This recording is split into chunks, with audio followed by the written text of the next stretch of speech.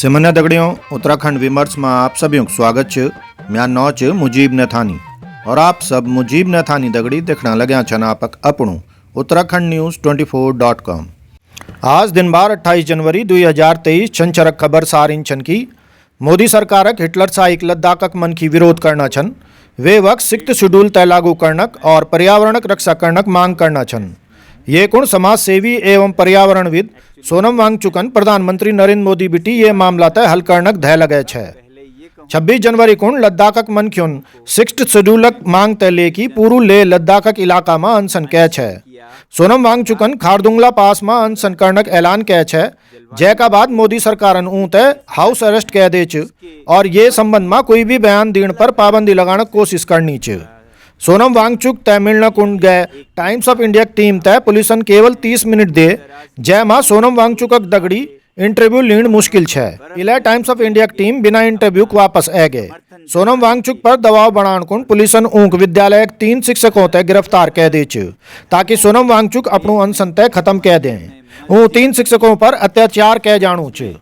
सोनम वांगचुकन बोली कि मोदी सरकारक इन हरकत संविधान में तय दिए गए अधिकारों खनन छ। उन बोली कि ये बोलना में आज ऊं तय कोई हिचक नहीं छ कि ये बिटी पहल जब वे जम्मू कश्मीर में छे तो यखक हालात बिंडी ठीक छे। सोनम वांगचुकन बोली कि यखक हर पार्टी 6th शेड्यूल तय लागू करनक मांग करनी छ और चुनाव में भारतीय जनता पार्टी मैनिफेस्टो प्रथम बिंदु में भी 6th शेड्यूल तय लागू करनक बात कह गए छे। मगर अजय तलक मोदी सरकारन ना तो 6th शेड्यूल तय लागू कै छ और ना ही हजारों खाली पदों तय भरनी छ, जैका वजह बिटी यखक युवा बेरोजगार घूमना छन। उन बोली कि पुलिस में 800 युवाओं की भर्ती केवल हम पर दबाव बनाने कुण कह गए छ।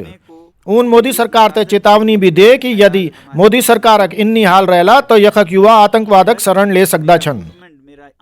उत्तराखंड विकास पार्टी सचिव एडवोकेट जगदीश चंद्र जोशी बोली कि मोदी सरकार इंदिरा गांधी जन इमरजेंसी जन हालात पैदा करनी चाहती छ, जैमा एकमात्र रुकावट न्यायपालिका छ।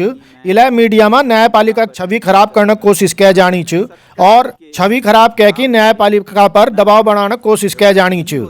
माननीय उच्चतम न्यायालय ने तबरी इंदिरा गांधी संविधानक बदलने की कोशिश तय ये बोली कि खत्म कह दे छे कि संविधानक मूल भावना बिटी कोई छेड़छाड़ नहीं कह जा सकती छ। सुप्रीम कोर्टक तबरी कह गए आदेश तय अजय मोदी सरकार गलत परंपरा बतानी छ। एडवोकेट जगदीश चंद्र जोशी बोली कि यदि तबरी सुप्रीम कोर्टन संविधान तय बदलनक इंदिरा गांधी कोशिश तय नाकाम नहीं कह हुंदू तो आज मोदी जी को प्रधानमंत्री बनू एक सुपनू ही रहंदू। मोदी सरकार तय सोचणु चैन कि लोकतंत्रक मूल भावना संविधान में संरक्षित छ। संविधानक मूल प्रस्तावना तय बदलने कोशिश केवल वो मन की कह सकदू छ जैक भारतक गणतांत्रिक लोकतंत्र में विश्वास नहीं छ।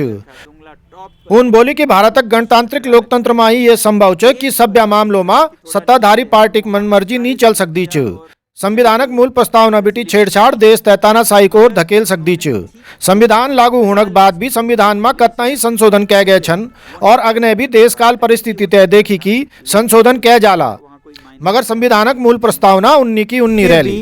मैंने क्या देखा कि 26 जनवरी को जब सुबह बहुत जल्दी 4-5 बजे ही यहाँ पर पुलिस के आवाज़ें सुनाई दी, बस भर के पुलिस, गाड़ियाँ पुलिस की, और मैं थोड़ा हैरान सा हुआ कि ये इतना क्यों हो रहा है। मुझे लेह में जो चोखांग विहारा है, बहुत बड़ा मंदिर है बौद्ध धर्म का, सबसे बड़ा सबसे पवित्र, तो वहाँ पर अनशन कर रहे थे सभी लद्दाख के लोग एक दिन का इस 6th शेड्यूल के मांग के समर्थन में, जिसका अनशन मैंने शुरू किया था।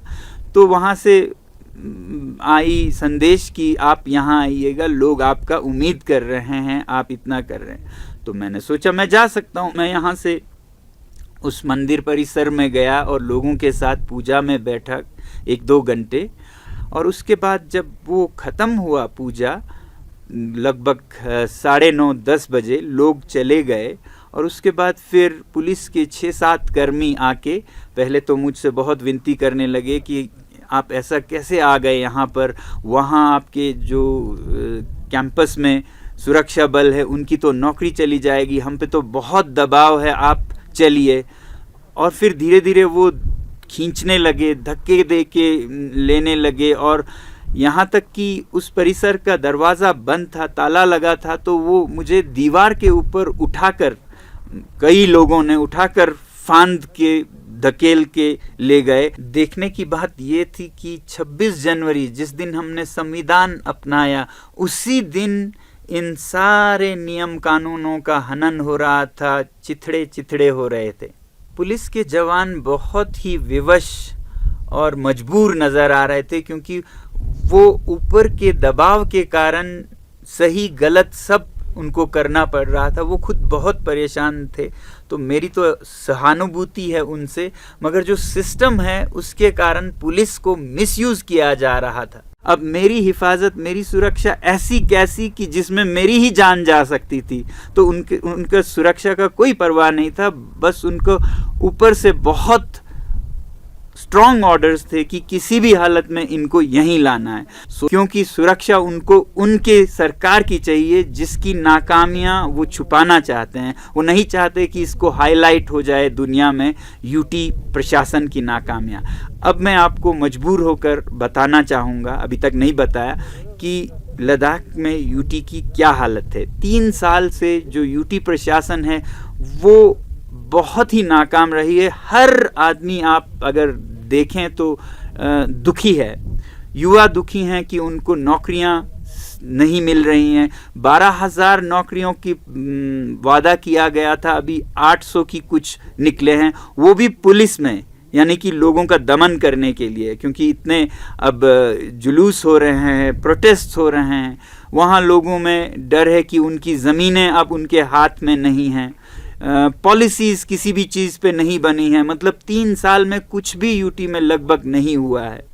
हाँ, फंड्स बहुत बड़े, यूटी के बहुत बड़े, 6,000 करोड़ का फंड है ऐसा कहा जाता है, मगर इतना ढीला ढाला प्रशासन है कि इसका बहुत बड़ा हिस्सा तो वापस चला जाता है लैप्स होके। हालांकि कहा गया था कि लद्दाख का बजट नॉन लैप्सेबल होगा।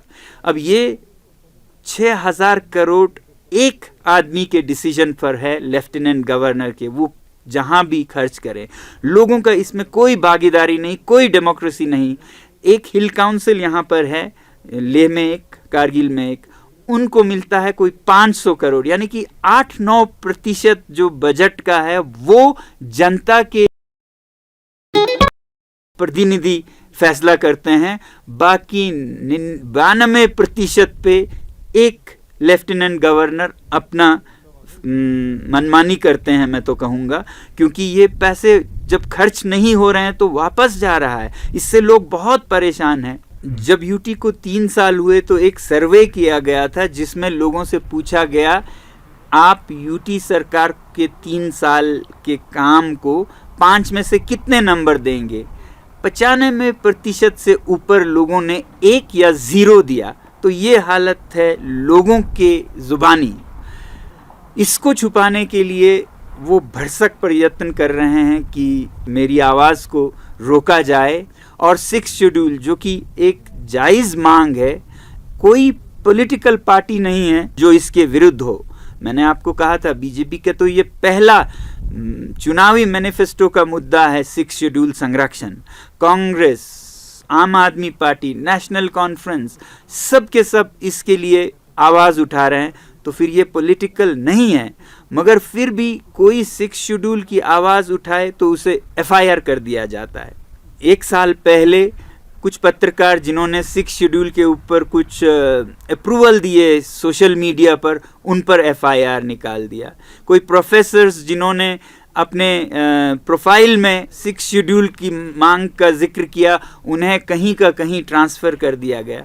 और यहाँ तक कि एक एंटरप्रेन्योर हैं जिन्होंने सिर्फ ये कहा कि अभी तेल और चावल महंगे हो गए, उन पर FIR कर दिया गया। ऐसी मनमर्जी चल रही है।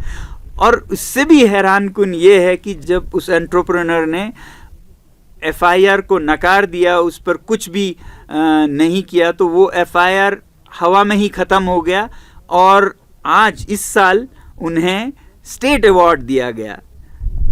तो जो जहाँ जो भी दो, अंधेर नगरी बनाना रिपब्लिक सा बन गया है। कहीं FIR निकाल दो, डर जाए तो, नहीं तो पुरस्कार दे दो। आज ही का समाचार है अभी कि आइस हॉकी का मैच हो रहा था लेह में, और वहाँ स्टेडियम में कुछ युवाओं ने 6 शेड्यूल पुकार कर मांग करना शुरू किया किसी बात पर, और पुलिस ने उन्हें पकड़कर थाने में ले गए हैं। 3 कर FIR चल रहा है ऐसा बताया जाता है। तो 6 शेड्यूल कहना कहाँ का जुर्म है? ये तो वही 6 शेड्यूल है जिसे हर पार्टी ने अपने टॉप मैनिफेस्टो में रखा था, सरकार ने भी। तो ये कैसे मनमर्जी का कानून है, अंधकार का कानून है कि आप 6 शेड्यूल कहें तो आपको थाने में ले जाएं। अगर ऐसा ही होता रहा तो बदकिस्मती ये होगी कि लद्दाख जैसे इलाके में, जो कि बहुत ही संवेदनशील है, जहां लोग इतने राष्ट्रभक्त हैं, वो एलियनेट हो जाएंगे और फिर क्या पता मिलिटेंसी तक ना पहुंच जाए, ऐसा मैं डरता हूं। इसलिए मैं तो ये कहूँगा अमित शाह जी से, कृपया आप हस्तक्षेप कीजिए। आप तक बातें नहीं पहुंचती होंगी, ज़मीन पर लोग बहुत दुखी हैं इस यूटी से, जिसके मन मर्जी से लद्दाख एक अंधेर नगरी सा बन गया है। आज ईदगाही, जय उत्तराखंड, जय भारत, जय गैरसैंण।